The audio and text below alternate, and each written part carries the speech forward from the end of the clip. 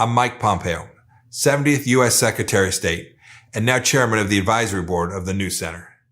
哈德逊研究所中国中心呈现与麦克·蓬佩奥的晚间聊天，给中国人民的信息。在这个系列中，第70任美国国务卿迈克尔·蓬佩奥直接向中国人民讲述中国共产党和美中关系。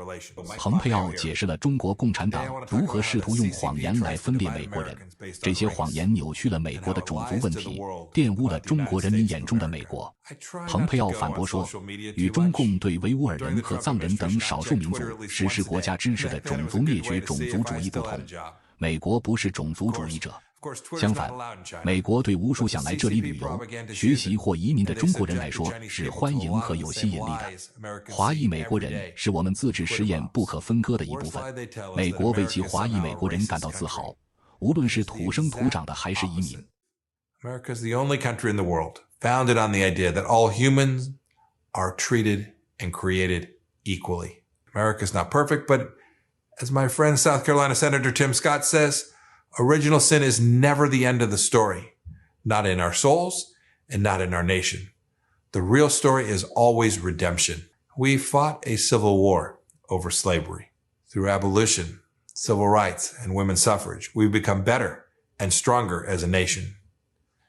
Today, the United States is home to people of all races, including more than 1 million Chinese Americans. They contribute immeasurably to our way of life and to America's experiment in self-government. Secretary of State, I heard heartwarming reports from our diplomats that some of the longest waiting lines for visas anywhere in the world to come to the United States were at our consulates in China. Countless Chinese people want to visit, want to study, or even to immigrate here.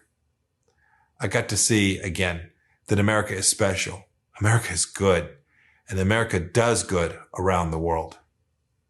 Chinese Americans know that America is an exceptional, multiracial democracy that spans a continent.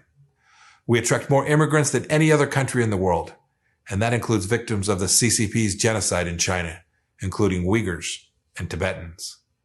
We need to teach our children that America is great, that we are not racist, and we should never give an inch. Americans call out discrimination abroad when we see it, particularly in Beijing's systemic racism in Xinjiang, Tibet, Inner Mongolia, and elsewhere. The undeniable truth, the one that CCP doesn't want you to know, is that the most anti-Chinese force in history is the CCP. It was founded on a bankrupt Marxist ideology that killed tens of millions of Chinese people, launched a cultural revolution that destroyed thousands of years of Chinese culture, and can't admit that any of it was more than a mistake. It was a crime. I look forward to the day that the Chinese people will be able to participate in those same kinds of debates and fights for freedom that Americans have had since 1776.